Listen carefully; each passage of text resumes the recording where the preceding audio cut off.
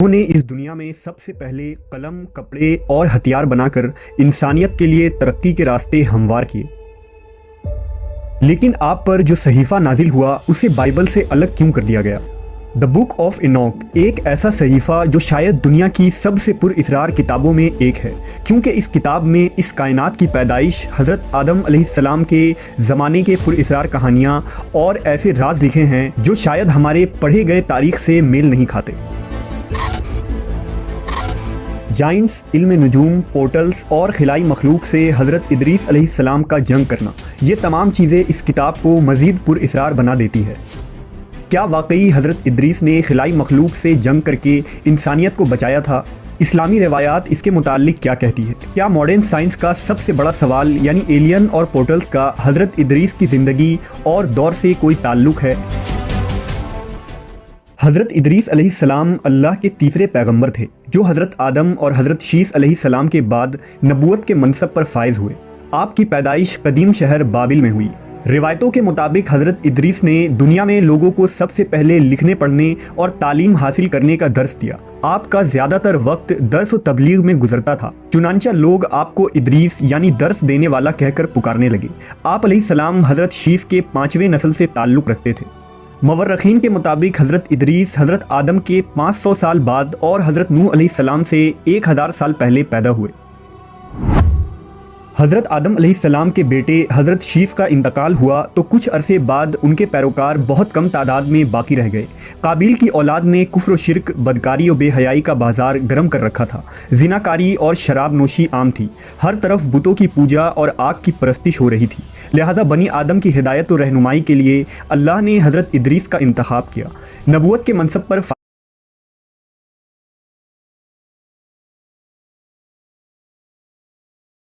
فائز ہوتے ہی آپ نے اپنی قوم کے بھٹکے ہوئے لوگوں میں وعظ و تبلیغ کا کام شروع کر دیا، لیکن وہ سب آپ کے دشمن بن گئے، اور جو لوگ بھی حضرت ادریس پر ایمان لائے ان لوگوں نے ان پر ظلم کرنا شروع کر دیا۔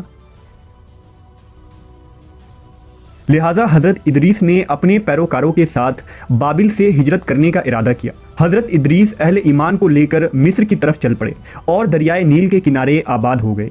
یہ ایک سرسبز و شاداب علاقہ تھا۔ حضرت ادریس اور آپ کے ساتھیوں نے یہاں دعوت و تبلیغ کا کام جاری رکھا اور ان لوگوں نے یہاں مختلف علوم سیکھ کر خوب ترقی کی۔ اللہ نے قرآن مجید میں حضرت ادریس کا ذکر یوں فرمایا ہے، اور اس کتاب میں ادریس کا بھی ذکر کیجیے، بے شک وہ بڑے سچے نبی تھے اور ہم نے ان کو بلند رتبے تک پہنچایا تھا۔ حضرت ادریس نے ہی سب سے پہلے قلم سے لکھنا اور کپڑا سینا ایجاد کیا۔ ان سے پہلے لوگ عموماً جانوروں کی کھال کو بطور لباس استعمال کیا کرتے تھے۔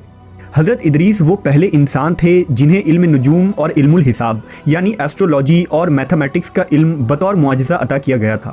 کہا جاتا ہے کہ آپ کو 72 زبانوں کا علم تھا اور دنیا کی تمام قدیم بنیادی زبان مثلاً عربی، سریانی، لاطینی، یونانی، عبرانی اور مصری زبان کی بنیاد آپ نے ہی رکھی تھی۔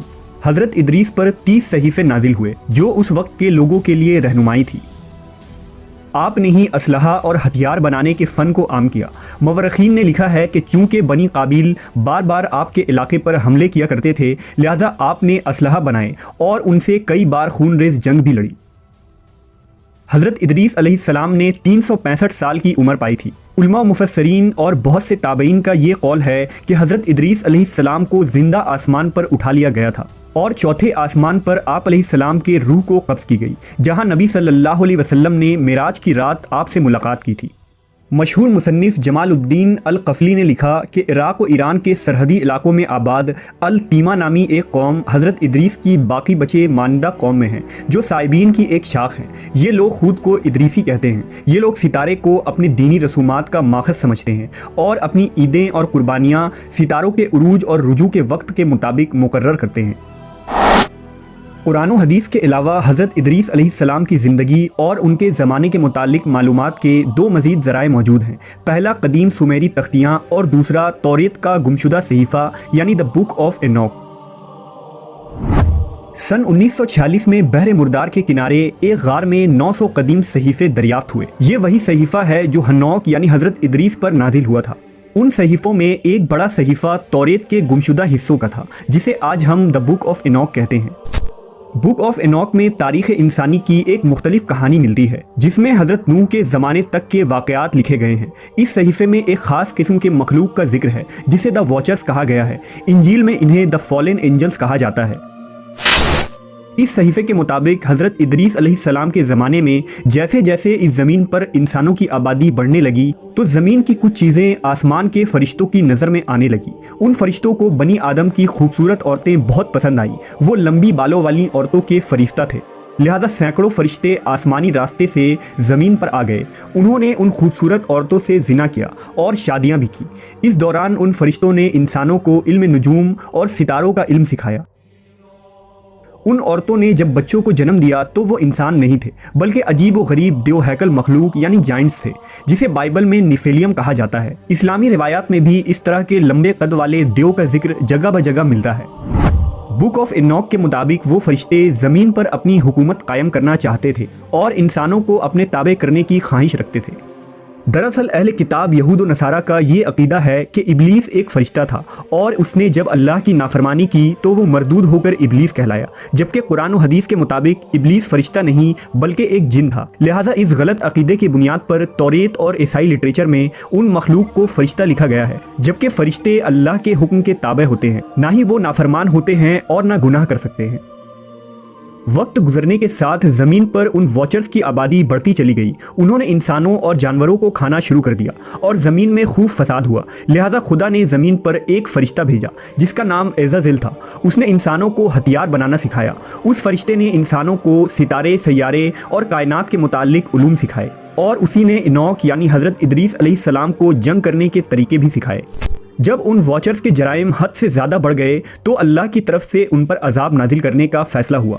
لہٰذا وہ واچرز حضرت ادریس علیہ السلام کے پاس آئے اور انہوں نے اللہ سے اپنی سفارش کروائی، لیکن ان کی سفارش قبول نہیں کی گئی اور آسمان سے حضرت جبرائیل و میکائیل کی فوج نازل ہوئی۔ اس فوج نے ان کو زمین کے تہ میں دفن کر دیا، جہاں وہ 70 نسل یا قیامت تک یوں ہی دفن رہیں گے۔ حضرت ادریس علیہ السلام کا ذکر قدیم سومیری تختیوں میں بھی ملتا ہے۔ ان سومیری ٹیبلٹس کے مطابق خنوخ کے دور میں آسمان کے راستے سے اس زمین پر دوسری مخلوق آئی تھی جن کا نام انوناکی تھا۔ سومیری انہیں خدا مانتے اور ان کی پوجا کیا کرتے تھے۔ ماڈرن ریسرچر کے مطابق انوناکی دراصل ایلینز کی ایک نسل تھی جو اس زمین پر آئی تھی۔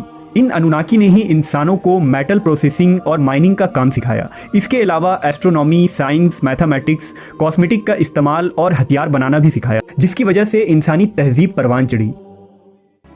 اسرائیلی روایات، صحیفہ انوک اور سومیرین ٹیبلٹس کے ساتھ اگر اسلامی روایات کو جوڑا جائے تو حضرت ادریس علیہ السلام کے دور کا ایک ایسا خاکہ بنتا ہے جس سے دوسرے سیارے پر خلائی مخلوقات کی موجودگی اور پورٹلز کی موجودگی ثابت ہوتی ہے۔ عین ممکن ہے کہ وہ فالن اینجلز، واچرز یا انوناکی کوئی خلائی مخلوق ہوں۔